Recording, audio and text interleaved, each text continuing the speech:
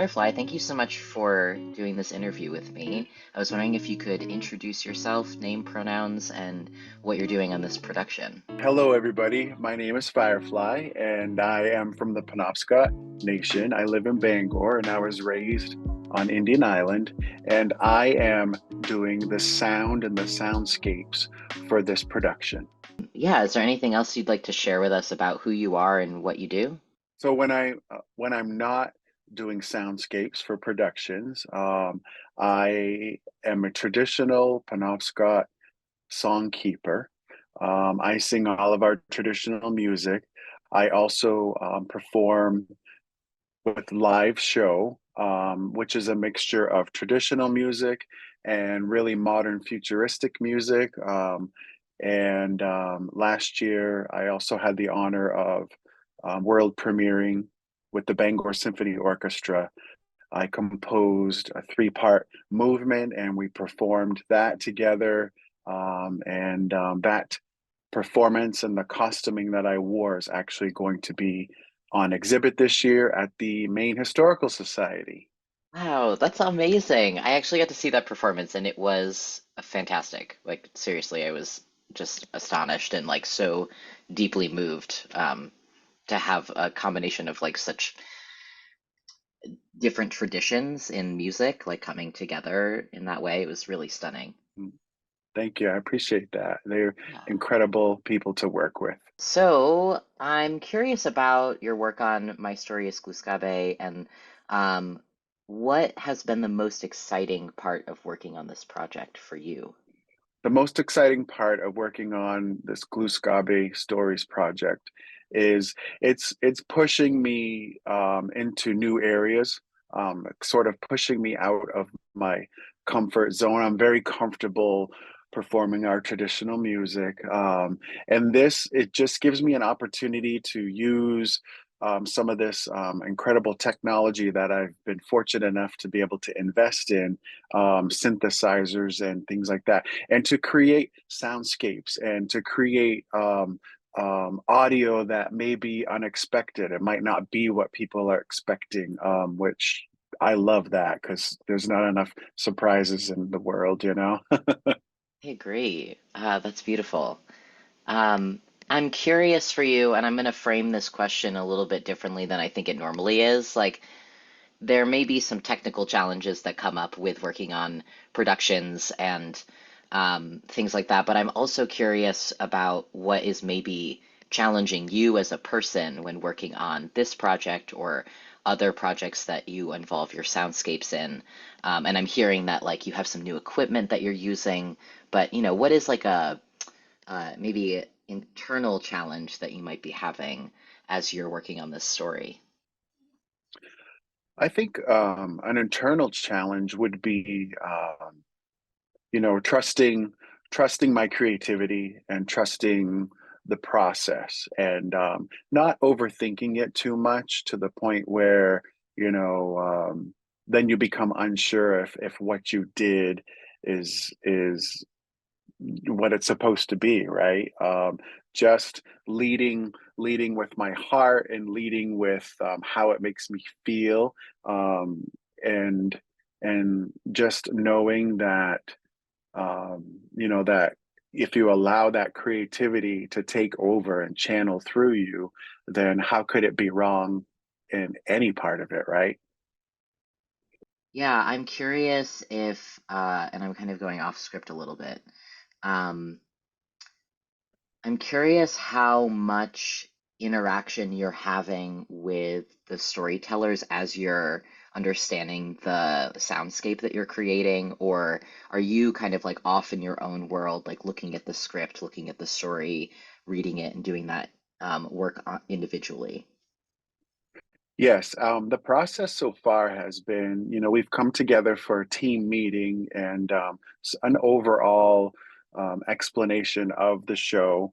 And I've also worked, I guess, more closely with the director who has shared their notes with me on sort of their thoughts and feelings on specific scenes and specific areas of the performance. Um, and again, without actually telling me what to do, but just sort of it's great to see, what they're seeing and what they're feeling at the moment. And it gives me sort of a roadmap of where to go.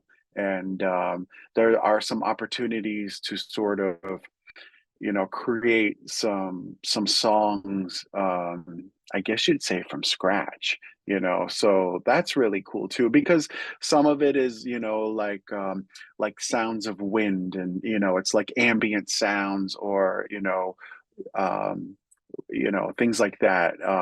There's a sound where it has to sound like a really huge wing flapping, and so I get to actually, uh, create sounds and record them. But I also get to use melody and music in there too, which is really fun. It's not just recording footsteps and the sound of water and crows and things like that. It sort of runs the whole gamut, it's great. It's kind of like scoring a movie or doing all of the sound effects for a movie, except it's live.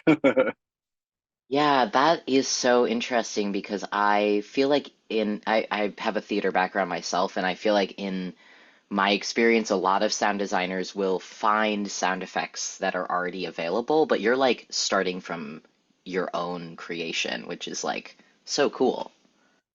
Yeah, it's kind of how I work, I mean, there's certainly nothing wrong with using sound libraries and things like that, but I feel like let's say for instance, when they need a huge sound of a big wing, I have a really large eagle wing fan. That's a ceremonial piece that I have. So to me, to record that, it adds an extra layer of, it puts my more of my energy into it, and an extra layer of realness that maybe might not be there if I were to pull from a sound library. Now, the other thing too is all of that underlying energy. People won't necessarily know that I did all that, but they'll be able to feel it. Mm. Mm. Yeah, Yeah. absolutely. Absolutely. Um, I'm wondering if before I answer this question of why you think this story is important to tell, um, would you be able to give maybe like a really brief summary of kind of what the story is telling?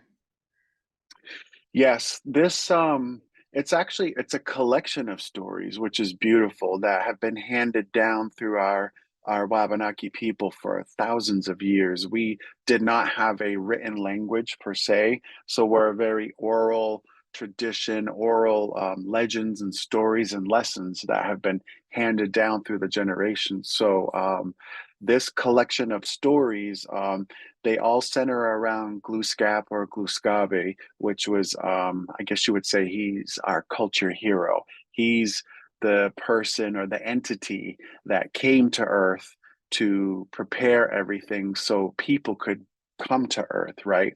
So the different stories highlight different lessons that Gluskabe had to go through, and that other creatures and animals. And so they're very lesson based, like almost like they teach you something. You know what I mean? Like the moral of the story is, don't mess with the wind or don't mess with nature, because it's designed the way that it needs to be designed, even if sometimes it may be an inconvenience to us. We have to leave it alone because that's the way creator designed it, right? So definitely, and these stories they're so old, and the fact that where they're being brought forward and being interpreted in this new way, in a visual sense, in a play format, and then also, with the opportunity with visuals and with audio and costuming and everything that all the collaborators are putting into this. It's it so many layers, and it not only does it speak of ancient times, but um, it also at some points can take you into the future too. So to me personally, I feel like it says, like that we are of the past, but we are also of the present, and we are definitely of the future too. And I don't think mainstream culture and society sometimes views Native Americans in that way. They were something that used to be, were something to go look at in a museum next to the dinosaurs, and that has changed a lot, but there's still some room to grow there. And I think every production like this, everybody that works towards these these types of creative collaborations, it just adds more momentum and more energy to that thought. Yeah, to think of how past stories, this history, this oral tradition being shown in this way is also projecting into the future. What is, the future of Native culture, Indigenous culture, Right, right. particularly this area of Turtle Island. And Um, a lot of times too are, thank God that there were, some anthropologists, I guess, around, 100 years ago that went around and collected information. You know what I mean? And you know, so, but then you have to wonder too, like, what sort of how much of their perspective and their mindset did they put into it when they were writing it up and putting it together? You know what I mean? And so to bring it back to our people, to Carol Dana, who's had an incredible influence in all this, and then also the collaborators, it's kind of you know um, like we have a say in telling our stories, which is beautiful. mm, absolutely. And what do you hope that audiences are going to take away from this, viewing this story, and what do you hope that they understand? I think a lot of people, I feel like this is what my personal belief, like one of the cool things that's going to happen is a lot of people that will come to this, they're going to be regional people, and I don't think a lot of people that live in Maine or in this area realize, that we're still here, and that there's this incredible rich history that goes back 13,000 years on this land. And so I think there's going to be so much taken from it, but I think, you know, showing that and showing people, like this this continuation of, yes, we might not have the numbers that we used to, and but we're still here, and we're still holding on to our culture and everything that we can remember and gather, and bringing it forward, and handing it along, because that is important. It's definitely important to remember the past, but you take that with you to the future. We don't stay in the past. We're allowed, Native Americans, Indigenous people, we're allowed to evolve just like any other culture or society. If we used to do it this way, but something better comes along, we'll adopt a new way, just like any other culture would. We went from using stone to metal, things like that. We went from using other ways to communicate with each other. Now we have computers and phones and all that good stuff, just like anybody else. So yeah, there's a lot there. Mm, absolutely.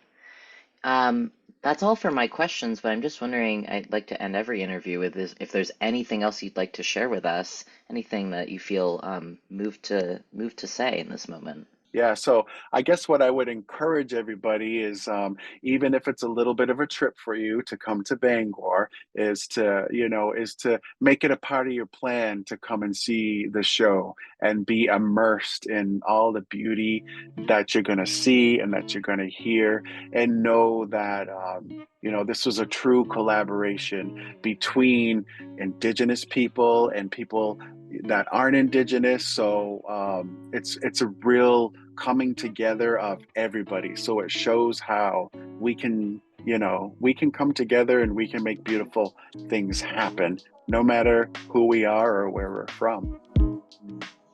That's so beautiful. Thank you. Um, Thank you.